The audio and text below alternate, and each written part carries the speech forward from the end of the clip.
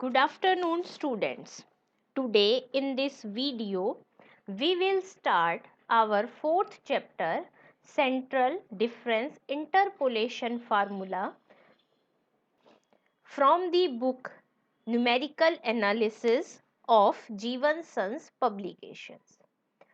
In chapter 2, we have discussed Newton forward and Newton backward interpolation formula. आपने जब ये दोनों फॉर्मूले स्टडी किए थे तो क्या कंडीशन पढ़ी थी हमने कि न्यूटन फॉरवर्ड फार्मूला आप तब यूज करोगे जब आपको जिस पॉइंट पर वैल्यू इंटरपोलेट करनी है वो नियर हो beginning of the tabulated values के। ठीक है। और जब आप न्यूटन बैकवर्ड फार्मूला स्टडी कर रहे थे तब हमने कहा था कि जिस पॉइंट पर वैल्यू इंटरपोलेट करनी है अगर वो एंड वाली वैल्यूज के नियर है तब हम इस फार्मूले को यूज करते हैं। यानी कि अगर जो भी आपको टेबल में वैल्यूज दे रखी हैं, इंटरपोलेशन का क्या मीनिंग होता था कि आपको x और y की जो कुछ पॉइंट्स पर कॉरेस्पॉन्डिंग वैल्यूज गिवन हैं, उन वैल्यूज x की वैल्यूज के बीच के किसी पॉइंट पर अगर आपको वैल्यू फाइंड आउट करनी है तो वो जो प्रोसेस है वो आपकी क्या कहलाती है? इंटरपोलेशन। ठीक है। अब इंटरपोलेशन के आपने जो अभी तक दो मेन मेथड स्टडी किए हैं, न्यूटन फॉरवर्ड और न्यूटन बैकवर्ड, तो जो आपका न्यूटन्स फॉरवर्ड फार्मूला था वो हम तब यूज करते थे कि जो x की वैल्यूज आपको गिवन है, अगर जिस पॉइंट पर वैल्यू निकालनी है वो आपकी स्टार्टिंग वैल्यूज के नियर अबाउट है तो आप फॉरवर्ड यूज करते थे। बैकवर्ड जैसे कि नाम से ही पता चल रहा है कि वो एंड वाली वैल्यूज के नियर अबाउट है तो हम बैकवर्ड फार्मूला यूज करते थे। अब उस मेथड में हमें एक प्रॉब्लम फील होती थी कि जो वैल्यू नियर आपके मिडल वैल्यू के है तो उस केस में आप फॉरवर्ड फार्मूला यूज करें या बैकवर्ड, क्योंकि दोनों ही फॉर्मूले में वहां जो आप अपना यू निकालते थे उसकी वैल्यू क्या आ जाएगी? लार्ज। ठीक है। तो ऐसे केसेस के लिए हमें सेंट्रल डिफरेंस इंटरपोलेशन फार्मूलाज की रिक्वायरमेंट फील हुई, क्योंकि जो वैल्यू सेंटर के नियर अबाउट होती हैं उनमें जो ऑलरेडी डिस्कस्ड आपके फॉर्मूले हैं वो एप्लीकेबल नहीं होते हैं। अब जो एक मेन पॉइंट आपने यहाँ ध्यान में रखना है, आपने जो अभी अपना सेकंड और थर्ड चैप्टर किया था, क्या डिफरेंस था दोनों चैप्टर में? अगर जो x की वैल्यूज के बीच का डिफरेंस है वो आपका इक्वल था तो जो हम मेथड्स पढ़ रहे थे वो आपने पढ़े थे अपने, हाँ जी, x की जो आपके पास वैल्यूज गिवन होती हैं, अगर आप कोई भी दो कंसेक्यूटिव वैल्यूज के बीच का डिफरेंस चेक करें और वो डिफरेंस आपका क्या आ जाए? इक्वल, तो वो जो इक्वल इंटरवल का केस था वो हमने अपने चैप्टर 2 में स्टडी किया था। और चैप्टर 2 में जो आपने मेन दो फॉर्मूले स्टडी करे थे वो थे आपके न्यूटन बैकवर्ड और न्यूटन फॉरवर्ड। और जब आपका इंटरवल अनइक्वल था तो वो आपने अपना चैप्टर 3 में स्टडी किया था और इसके लिए आपने Newton divided difference, Lagrange's method और हर्माइट मेथड पढ़े थे। लेकिन ये जो आपका फोर्थ चैप्टर है ये एक्चुअल में सेकंड चैप्टर को ही एक्सटेंड कर रहा है। तो इस चैप्टर में आपने सिंपल इक्वल इंटरवल वाले ही केस डिस्कस करने हैं। अगर x की वैल्यूज के बीच का डिफरेंस अनइक्वल होता है तो अनइक्वल इंटरवल के जो केसेस हैं कि वैल्यू स्टार्टिंग के नियर, एंड के नियर या मिडल के नियर, हम ऐसे डिफरेंशिएट नहीं करते। तो जब आप अनइक्वल इंटरवल लेते हैं तो आप ये स्टडी नहीं करते हैं कि वैल्यू जिस पॉइंट पर आपको निकालनी है वो आपकी कहाँ एग्जिस्ट करती है। हर पोजीशन ऑफ x के लिए आपके सेम मेथड वर्क करते हैं। लेकिन जब आप इक्वल इंटरवल को कंसीडर करते हैं तो तब हमने अपने फार्मूलाज को टू पार्ट में डिवाइड कर दिया है, एक तो चैप्टर 2 और दूसरा आपका यही चैप्टर 4। तो चैप्टर 2 में आपने वे वाली वैल्यूज काउंट करी हैं या स्टडी की हैं जो वैल्यूज x की स्टार्टिंग और एंड के नियर थी। अब जब आप अपना चैप्टर 4 स्टडी कर रहे हैं तो आप वो वैल्यूज कंसीडर करेंगे जो आपकी middle, near the middle of the table में आपकी जो वैल्यूज हैं, x की वैल्यूज के बीच का इंटरवल इक्वल है, तब आप फॉर्मूले से उनकी वैल्यू कैसे डिराइव करेंगे ये हम यहाँ स्टडी करेंगे। तो जो सेंट्रल डिफरेंस फार्मूले हैं are based on the differences obtained from the value of fx on the either side of the origin। क्या मीनिंग है इस सेंटेंस का, ये आपको अभी क्वेश्चन जब हम स्टार्ट करेंगे ना तब ज़्यादा अच्छे से क्लियर होगा, मैं आपको वही एक्सप्लेन करूंगी।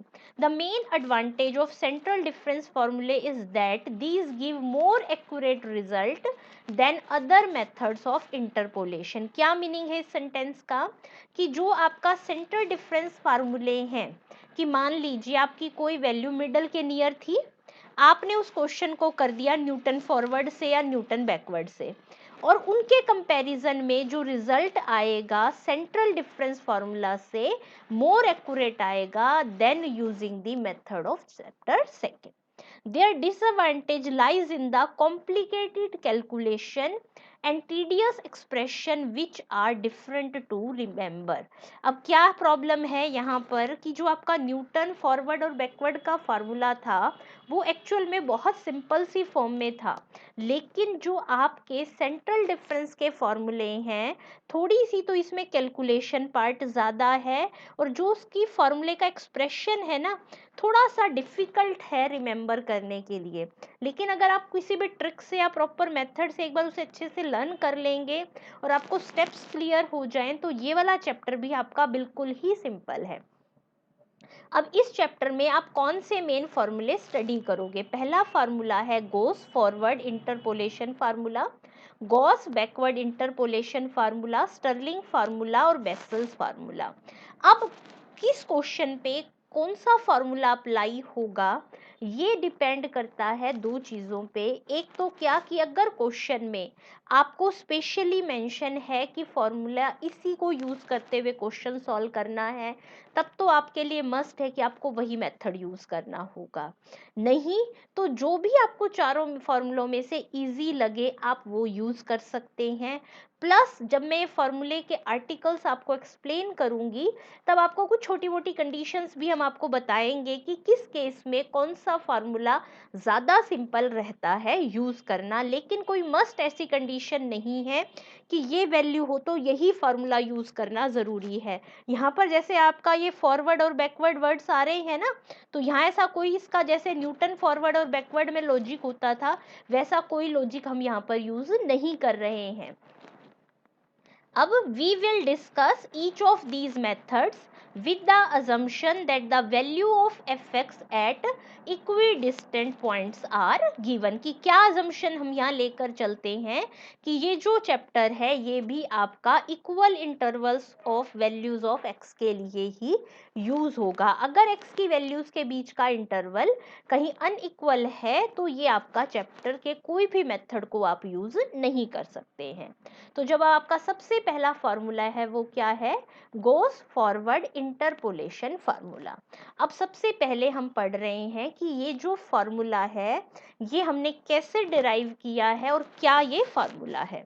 तो सबसे पहले मैं क्या लिख रही हूँ, Newton's formula for forward interpolation can be written as. ये देखो बिल्कुल आपका जो न्यूटन्स फॉरवर्ड फार्मूला था मैंने एज इट इज वही फॉर्मूला लिख दिया है, कुछ भी चेंज नहीं किया है। क्या है आपका yx is equal to y0 plus u1 delta y0 plus u2 delta square y0 plus u3 delta cube y0 plus u4 delta 4y0। अब आपको जो थोड़ा सा एक स्लाइट चेंज अगर अपनी बुक से आप कंपैरिजन करें इक्वेशन 1 को न्यूटन फॉरवर्ड फार्मूला जो आपने चैप्टर 2 में यूज करा था उससे, तो माइनर सा चेंज आपको क्या लगेगा कि यहाँ हम y0 delta y square 0 use कर रहे हैं, लेकिन वहाँ जब आपका चैप्टर था वहाँ आप y0 की जगह क्या यूज कर रहे थे, ya क्या थी नोटेशन, x की स्टार्टिंग वैल्यू, या हम x की वैल्यू के लिए स्टार्टिंग नोटेशन 0 यूज कर रहे हैं, तो उससे तो आपके फॉर्मूले पे कोई फर्क नहीं आएगा। दूसरा वहाँ जब आपने ये u1 u2 u3 लिखे थे तो आप ऐसे लिखते थे u और उसकी पावर में ith वैल्यू, ठीक है। तो आप यहाँ पर साथ में फैक्टोरियल लिखते थे कि हर टर्म में ऐसे आता था u1/1 factorial, u2/2 factorial, u3/3 factorial. अब मैंने क्या करा, फैक्टोरियल को भी इसके अंडर ही इंक्लूड कर लिया और u के बेस में स्मॉल i की एक नोटेशन बना दी। जो इसका न्यूमरेटर है वो तो जो यहाँ ui में यूज होता था वही लिखा, साथ में i का फैक्टोरियल o यूज कर लिया, ताकि ये जो फॉर्मूला मैंने है ना थोड़ा सा सिंपल फॉर्म में कन्वर्ट कर लिया है। दोबारा से रिपीट कर रही हूँ, सेम फॉर्मूला लिखा है न्यूटन फॉरवर्ड का। y0 की जगह y1 की जगह मैंने y0 लिख दिया कि मैं 0 1 2 3 ऐसे स्टार्टिंग वैल्यूज ले रही हूँ। दूसरा मैंने u के बेस में i लिखा है 1 2 3। क्यों लिखा कि जो वहां आपका u के ऊपर ये पावर टाइप में से ब्रैकेट में जो ith लिखते थे वो होता था u में से u-1 u-2 कहाँ तक माइनस करते थे i-1 तक। ठीक है, इस पावर यहाँ जो नंबर लिखते हैं उससे कम तक। अब मैंने नोटेशन चेंज करके u के बेस में ये ब्रैकेट में i लिख दिया, तो उसका मतलब क्या है, न्यूमरेटर तो बिल्कुल वैसा ही जो वहां यूज होता था, अपोन में साथ में i का फैक्टोरियल। स्मॉल u आपका वही है x minus x not by H, वहां पर आप क्या यूज करते थे x minus A by H. अब हमने क्या करना है, इस फार्मूले को अपने गोस फॉरवर्ड इंटरपोलेशन फार्मूले में क्या करना है, कन्वर्ट करना है। तो देखियो हम स्टार्ट कर।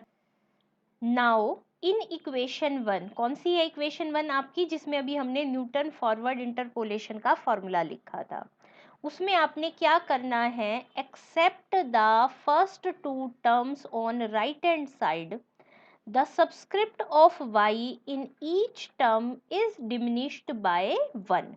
कि हमने क्या चेंज करना है, जो हमारा न्यूटन फॉरवर्ड इंटरपोलेशन फार्मूला था, अभी हमने लास्ट पेज पे देखा है, उसमें आपने फर्स्ट टू टर्म्स को तो रखना है एज इट इज।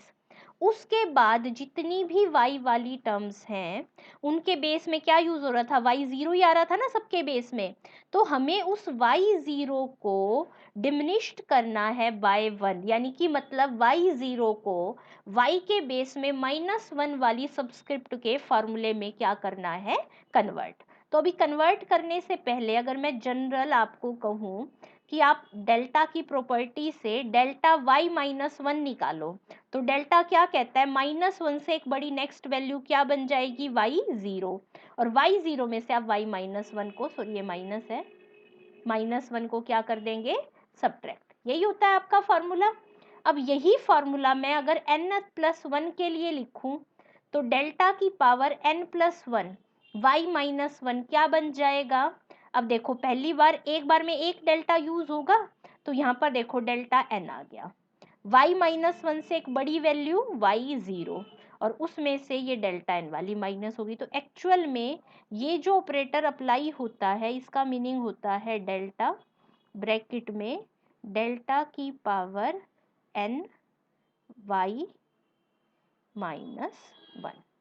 तो डेल्टा क्या कहता है, जो भी ये ब्रैकेट में फंक्शन है इसको तो बाद में माइनस में एज इट इज लिख दो, साथ में यहाँ y की जो वैल्यू है उससे एक बड़ी वैल्यू ले लो। ठीक है, तो मैं 0 वाली टर्म तो ले आऊं एक साइड, ये दूसरी टर्म, तो इस फार्मूले से हम n की किसी भी वैल्यू के लिए y के बेस में 0 वाली टर्म को -1 वाली टर्म में कन्वर्ट कर सकते हैं। अब मैं यहाँ पर क्योंकि मुझे सेकंड टर्म से स्टार्ट करना है ना, फर्स्ट टू को तो एज इट इज रखना है, थर्ड से स्टार्ट करना है, थर्ड टर्म में डेल्टा की पावर हो जाती है 2, तो मैंने 2 3 4 पावर्स के लिए इस एक्सप्रेशन में वैल्यू पुट की और वैल्यूज निकाल ली कि डेल्टा स्क्वायर y0 को लिख सकते हैं delta square y-1 plus delta cube y-1 and so on. अब क्या करें, इन सभी फार्मूले को अपने इक्वेशन नंबर 1 में पुट करते हैं। अब याद कीजिए पहली टर्म थी आपकी y0, फिर था u1 डेल्टा y0, इन दोनों को तो आपने कुछ चेंज ही नहीं करा, आपने रखा एज इट इज। फिर नेक्स्ट था आपका u2 और delta square y0, delta square y0 की जगह मैंने पूरा एक्सप्रेशन यहाँ पर पुट कर दिया। फिर था आपका u3 डेल्टा क्यूब y0, तो डेल्टा क्यूब y0 की जगह मैंने ये पूरा एक्सप्रेशन रख दिया। फिर u4 as it is delta 4y0 की जगह हमने ये पूरा एक्सप्रेशन रख दिया। रखने के बाद बस आपने अभी देखो कुछ भी नहीं याद रखा, न्यूटन फॉरवर्ड फार्मूला आपने पहले से पढ़ा हुआ है, ये सिंपल डेल्टा की एक प्रॉपर्टी यूज करी। अब क्या करेंगे, लाइक टर्म्स के कोफिशिएंट हम कलेक्ट करेंगे। तो देखो y0 और u1 डेल्टा y0 ये दोनों तो है ही एक एक बार। अब सबसे पहले देखते हैं डेल्टा स्क्वायर। देखो डेल्टा स्क्वायर और कहीं नहीं आ रहा, u2 delta square y minus 1 हमने एज इट इज लिख दिया। अब डेल्टा क्यूब की देखो, एक टर्म यहाँ है और एक टर्म यहाँ है, इसके मल्टीप्लाई में है u2, इसके मल्टीप्लाई में u3, दोनों को कंबाइंड कर दिया। फिर डेल्टा 4 को देखें, एक टर्म यहाँ है और एक टर्म यहाँ है, इसका कोफिशिएंट है u3, इसका कोफिशिएंट है u4, कर दिया पुट। अब ये एक जनरल फार्मूला है कि ui माइनस 1 बाय ui किसके इक्वल होगा, u प्लस 1i। ये आप अपने आप सॉल्व करेंगे। मैं थोड़ा सा आपको हिंट दे देती हूँ कि सॉल्यूशन होगा कैसे। आपको सिंपल फैक्टोरियल की ही, जैसे आप फैक्टोरियल सॉल्व करते हैं वैसी ही सिंपल आपने प्रॉपर्टीज यूज करनी है। प्रॉपर्टीज यूज करने के बाद एक्चुअल में क्या होगा, ui माइनस 1 में भी आपकी प्रोडक्ट्स आ रहे हैं, ui में भी प्रोडक्ट आ रहा है, मैंने फर्स्ट पेज पे एक्सप्लेन किया हुआ है कि क्या है। दोनों में से जो टर्म्स कॉमन आ रही हो वो फैक्टर्स आपने कॉमन ले लेने हैं, जो ब्रैकेट में बचेगा उसको आपने एलसीएम लेके सिंप्लीफाई कर देना है। तो जैसे आपने ui डिफाइन किया है, सिंप्लीफाई करके वो टर्म u प्लस 1i हो जाएगी। ये आप खुद सॉल्व करेंगे, अगर कोई प्रॉब्लम आएगी तो हम बाद में इसको डिस्कस करेंगे।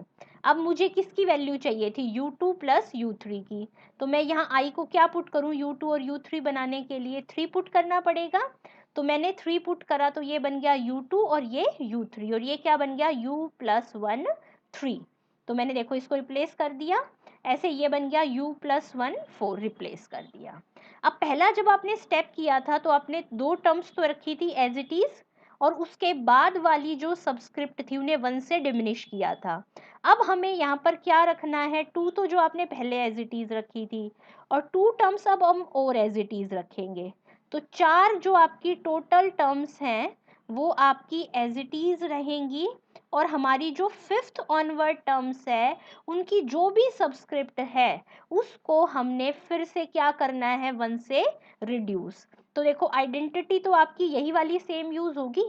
यहां से मैंने जैसे y0 की वैल्यू निकाली थी, अगर मैं 0 को रिप्लेस कर दूं -1 से और -1 को रिप्लेस कर दूं -2 से, तो देखो मैंने यहाँ पर वही सेम फॉर्मूला लिखा है। डेल्टा एन वाई माइनस 1 किसके इक्वल हो जाएगा, delta N Y minus 2 plus delta N plus 1 Y minus 2। क्या किया है, ये वाला जो फॉर्मूला था इक्वेशन नंबर 2 में, उसमें आपने 0 को रिप्लेस कर दिया अपने -1 से, और -1 को रिप्लेस कर दिया -2 से। ठीक है, तो यहां से अब आपने क्या करना है, कितनी टर्म्स को एज इट इज रखना है, फर्स्ट 4, 1 2 3 एंड 4, यानी कि यहां तक तो आपने कोई चेंजेस नहीं करने, सब एज इट इज रहेगा। यानी कि इस टर्म में आपने चेंज करना है। तो मैं डेल्टा 4 y माइनस 2 और डेल्टा 5 y माइनस 2 इन, सॉरी यहाँ पर नहीं, अच्छा ये तो आपका एज इट इज आया था। यहाँ से देखो 1 2 3 4 टर्म आपकी एज इट इज आई। इस टर्म के लिए आपने क्या करनी थी, वैल्यूज रिड्यूस, यहाँ से रिड्यूस करना शुरू करना है ना, 5th टर्म है। तो देखो u प्लस 1 4 तो आपका आया as it is, delta 4y minus की 1 की वैल्यू यहाँ से पुट कर दी हमने ये। अब क्या होगा, ऐसे ही अभी हमने एक्चुअल में ये फॉर्मूला डेल्टा की पावर 4 तक लिखा, अगर ऐसे ही इस फार्मूले को डेल्टा की 5 6 आगे एज इट इज लिखते जाते तो ऐसे ही कंबाइंड हो के आपका ये जनरल फार्मूला बन जाएगा। अब जरा देखो डेल्टा 4 तो यहीं आएगा, अगली टर्म में तो एक्चुअल में डेल्टा 5 आएगा। तो ये आपका क्या बन गया, पहली 4 term as it is u plus 1 4 delta 4 y minus 2, ये हो गया है आपका required Gauss forward interpolation formula. अब मेन बात आती है कि ये जो फार्मूला है आप इसको लर्न कैसे करेंगे। अब ज़रा ध्यान से समझने की कोशिश करना, मुश्किल कुछ भी नहीं है। मैं जो अब आपको बता रही हूँ वो एक्चुअल में कोई प्रॉपर मेथड नहीं है, मैं सिंपल आपको ट्रिक समझाने की कोशिश कर रही हूँ कि किस ट्रिक से आप इसको लर्न रख सकते हैं। अब ज़रा देखो, पहली में है y0, ठीक है, अगली में u1 डेल्टा y 0। यहाँ तक तो आपका बिल्कुल सिंपल फॉर्मूला है, आपको कोई प्रॉब्लम नहीं आएगी। ठीक है, अब हमने क्या करना है, एक बार डेल्टा है, फिर डेल्टा स्क्वायर है, फिर डेल्टा क्यूब है, फिर डेल्टा 4 है, ये तो ऑटोमेटिकली आपको याद रहेगा। मेन प्रॉब्लम क्या आ रही है कि y का बेस में नंबर चेंज हो रहा है। ठीक है, यहाँ u1 है, यहाँ देखो बेस में 1 है, यहाँ 2 है, यहाँ 3 है, यहाँ 4 है, जो डेल्टा की पावर है वही u वाली टर्म के बेस में लिखा है। अब क्या प्रॉब्लम आएगी, आपको मेन जो याद रखना है कि कभी तो ये u+1 कर देता है, कभी डेल्टा की पावर बढ़ा बेस में चेंज कर देता है। तो मेन मैं जो आपको ट्रिक बता रही हूँ वही याद रखने की, दोबारा से रिपीट करते हैं। पहली में y0 है, दूसरी में डेल्टा की पावर 1, तो u वाली जो टर्म है उसके बेस में भी 1, फिर अगली में डेल्टा की पावर 2 y, u के बेस वाली टर्म के भी 2, u वाली जो टर्म है उसके बेस में 3, तो डेल्टा की पावर 3y, u+1 के बेस में जो भी है नंबर 4 है तो डेल्टा की 4 है, यानी कि जो डेल्टा की पावर है वही u वाली टर्म के बेस में लिखा है। अब मेन जो हमें याद रखना है कि u के वाली टर्म क्या आएगी और y के बेस में क्या आएगा, तो जरा ध्यान से देखो, यहाँ पर u और डेल्टा y0 था आपका, यहाँ से जब आप यहाँ गए तो आपने y वाली टर्म को तो एक कम कर दिया, u की जगह u ही रखा, फिर इससे इस पर गए तो y वाली टर्म को एज इट इज रखा, u से u+1 हो गया, फिर यहाँ से जब यहाँ गए तो u वाली टर्म को एज इट इज रखा, y वाली टर्म को एक कम कर दिया। अगर आप इसी मेथड से लिखना चाहें तो आप इस फॉर्मूले को आगे कहीं तक भी लिख सकते हैं। तो अब जरा ध्यान से सोच के देखिए कि अगर अब मैं नीचे से नेक्स्ट टर्म पे जाऊं तो अब की बार किसकी टर्न है चेंज होने की, u वाली टर्म की। तो अगर फॉर्मूले के अकॉर्डिंग लिखूं तो क्या बन जाएगा, u में तो हमेशा एक ऐड हो रहा है जब चेंज होता है और y में बेस में एक सब्ट्रैक्ट होता है, तो ये बन गया u+2 5। ठीक है, और डेल्टा की पावर भी वही सेम नंबर आएगा 5, y अब की बार जब u चेंज हुआ है तो y को क्या रहना है एज इट इज। ऐसे ही अगर मैं आपको कहूँ नेक्स्ट टर्म लिखोगे तो नेक्स्ट टर्म में u+2 एज इट इज रहेगा, 5 की जगह बेस में हो जाएगा 6, डेल्टा की पावर हो जाएगा 6 और y के बेस में नेक्स्ट चेंज होके क्या आ जाएगा -3, यानी कि एक बार हम y के बेस को कम करते हैं, u वाली टर्म एज इट इज रखते हैं, दूसरी बार u में 1 प्लस करते हैं और y वाला बेस एज इट इज रखते हैं। ये सिंपल सी ट्रिक है जिससे आप इसको याद कर सकते हो। आप इसके अलावा भी कोई भी अपनी मर्जी से कोई भी एक मेथड सा दिमाग में सेट करके इस फॉर्मूले को लर्न करना है आपने। फिर ये क्या कह रहा है रिमार्क में, गोस forward formula is useful when u lies between 0 and 1/2। u क्या था अभी आपका, हमने बताया था x माइनस x0/h। ठीक है, तो अगर वैल्यू u की 0 और 1/2 के बीच में है तो ये मोस्ट सूटेबल है। अब हम आ जाते हैं अपने गॉस बैकवर्ड इंटरपोलेशन फॉर्मूले पर। गॉस बैकवर्ड इंटरपोलेशन फॉर्मूला देखो, सबसे पहला काम तो मैंने गॉस बैकवर्ड इंटरपोलेशन फॉर्मूले के लिए हमने न्यूटन्स बैकवर्ड फार्मूला यूज नहीं करना है। बहुत सारे स्टूडेंट इसी कॉन्सेप्ट पर कंफ्यूज हो जाते हैं कि जब गॉस फॉरवर्ड में न्यूटन फॉरवर्ड फार्मूला यूज करा तो गॉस बैकवर्ड में न्यूटन बैकवर्ड फार्मूला यूज करना चाहिए, लेकिन नहीं, मेथड के लिए आपने न्यूटन्स फॉरवर्ड फार्मूला ही यूज करना है। टेक्निक भी काफ़ी हद तक गॉस फॉरवर्ड और गॉस बैकवर्ड की सिमिलर है, बहुत एक माइनर सा चेंज है जिसकी वजह से इस फॉर्मूले के टर्म्स में थोड़ा सा चेंज आता है। चलो हम प्रूफ स्टार्ट करते हैं। ये न्यूटन्स फॉरवर्ड फार्मूला है, वही इक्वेशन 1 जो आपने आर्टिकल 1 में यूज करी थी। अब क्या ध्यान में रखना है, जब आपने गॉस फॉरवर्ड फार्मूला किया था तो इस फॉर्मूले की 2 टर्म्स तो रखी थी एज इट इज, और थर्ड ऑनवर्ड्स y की सबस्क्रिप्ट को 1 से रिड्यूस करा था। लेकिन यहाँ क्या चेंज है कि आपने सिर्फ एक टर्म को रखना है एज इट इज, सिर्फ y0 एज इट इज रखेंगे और यहीं से आगे वाली हर टर्म में y की सबस्क्रिप्ट को किससे रिड्यूस कर देंगे, 1 से। फार्मूला देखो मैंने अभी ऊपर जो आर्टिकल में एक्सप्लेन करा था as it is same formula मैंने यहाँ यूज किया है। वहां उस फार्मूले में आपने n को 2 से पुट करना शुरू करा था क्योंकि आपने डेल्टा की पावर 1 वाली टर्म को एज इट इज रखा था। यहाँ पर लेकिन हमने सिर्फ आपकी first term as it is रखी है, आप सेकेंड टर्म से ही चेंज करना शुरू कर रहे हो, तो n की वैल्यू 1 2 3 4 सभी पुट करके बिल्कुल उसी फार्मूले में पुट करके वैल्यू निकाली, और जरा देखो क्या चेंज आ गया, सिर्फ y0 एज इट इज रहा, यहीं से सबस्क्रिप्ट क्या हो गई, रिप्लेस। क्या करें, देखो सभी वैल्यूज बिल्कुल वैसे ही पुट करी है हमने। पुट करने के बाद ये डेल्टा y0 की वैल्यू, ये डेल्टा स्क्वायर y0, ये डेल्टा क्यूब y0 और ये डेल्टा 4y0 पुट करने के बाद अब हम क्या करते हैं, लाइक टर्म्स के कोफिशिएंट कलेक्ट कर लेते हैं। डेल्टा की पावर 1 और कहीं नहीं आ रहा ना, तो हमने ये लिख दिया। डेल्टा स्क्वायर की देखो दो टर्म्स हैं, 1 और 2, क्या कोफिशिएंट है, u1 और u2, यहाँ पर आ गए प्लस में।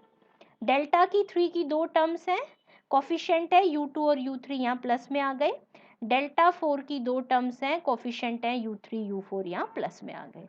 सेम फार्मूला जो मैंने अभी पीछे एक्सप्लेन करा था कि ui माइनस 1 और ui हो तो आपने क्या करना है, u में एक प्लस करना है और बड़ी वाली सबस्क्रिप्ट लगा देनी है। तो देखो u1 और u2 था तो मैंने u में 1 प्लस करा और बड़ी वाली सबस्क्रिप्ट लगा दी, u में 1 प्लस करा, बड़ी वाली सबस्क्रिप्ट लगा दी, u में 1 प्लस करा, बड़ी वाली सबस्क्रिप्ट लगा दी। ठीक है, अब वहां पर क्या करा था, पहले 2 टर्म्स छोड़ी थी, फिर 4 टर्म्स छोड़ी थी आपने। अब यहाँ पर आपने पहले एक 1 टर्म को एज इट इज रखा है, अब उसमें 2 टर्म्स और मैं ऐड कर देती हूँ जिनको आपने एज इट इज रखना है, यानी कि टोटल कितनी टर्म्स को एज इट इज रखना है, अब आपने फर्स्ट 3 टर्म्स, तो यहाँ से लेकर यहाँ तक आपने कोई चेंजेस नहीं करने हैं इन टर्म्स में। इसके ऑनवर्ड्स जितनी भी टर्म है उनकी सबस्क्रिप्ट फिर 1 से रिड्यूस करनी है। तो देखो मैंने वही जो पहले फार्मूला लिखा था उस फार्मूले में 0 को किससे रिप्लेस कर दिया है, -1 से, और -1 को रिप्लेस कर दिया -2 से। ठीक है, और किसकी वैल्यू निकाल लूँ, delta cube y -1, delta 4y -1 put कर दी, ये वैल्यूज सारी ऊपर फार्मूले में पुट कर दी। फार्मूला पुट करने के बाद बस फिर वही काम, एक टर्म्स के कोफिशिएंट कलेक्ट करें, तो ये टर्म्स तो आपकी एज इट इज रही थी। डेल्टा की पावर 3 की एक ही टर्म थी, वो आ गई आपकी। डेल्टा की पावर 4 की दो टर्म्स हैं, दोनों का कोफिशिएंट लिख लिया मैंने। अब यहाँ पर फिर वही फॉर्मूला देखो, u+1 3 u+1 4, तो मैंने क्या बताया था, u+1 में एक ऐड कर दो, क्या बन गया u+2, और जो बड़ी वाली सब्सक्रिप्ट हो वो लगा दो। ये है आपका required Gauss backward interpolation formula. बस आपने क्या ध्यान रखना है कि इसको डिराइव करने के लिए हमने न्यूटन्स बैकवर्ड फार्मूले का कोई भी यूज नहीं किया है। और अगर आपसे पूछा जाए कि कब ये फार्मूला मोस्ट सुटेबल है, तो ये फार्मूला -1/2 से 0 के बीच में अगर u की वैल्यू है तो उसके लिए मोस्ट सुटेबल है। अब फिर वही मैं इसको याद करने का एक सिंपल सा कुछ ट्रिक बताती हूँ। यहीं पे देखो y0 है, हर क्वेश्चन में डेल्टा की जो पावर है u वाली फॉर्म में जो टर्म है बेस में वही नंबर है, देखो delta square 2, delta cube 3, delta 4 4। ठीक है, वहां पर क्या था, आपकी दो टर्म्स एज इट इज रही थी। अब यहाँ पर क्योंकि एक ही टर्म एज इट इज है तो आपका चेंज सेकेंड टर्म से ही आना शुरू हो जाएगा। चेंज कैसा आएगा, बिल्कुल वैसा ही, देखो यहाँ से जब यहाँ गए तो मैंने y की सबस्क्रिप्ट एक कम कर दी, u को रखा एज इट इज।